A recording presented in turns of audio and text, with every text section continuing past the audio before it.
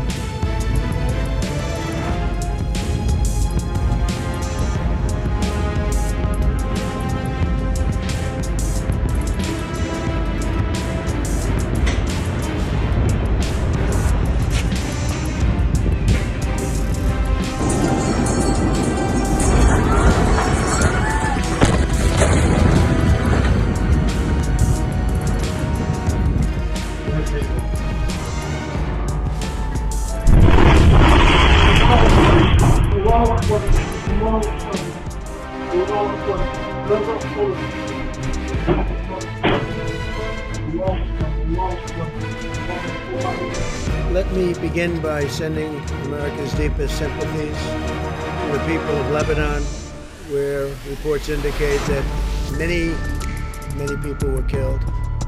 Hundreds more were very badly wounded in a large explosion in Beirut. Our prayers go out to all the victims and their families. The United States stands ready to assist Lebanon. A very good relationship with the people of Lebanon, and we will be there to help. It looks like a terrible attack. On Lebanon, you called this an attack. Are you confident that this was an attack and not an accident?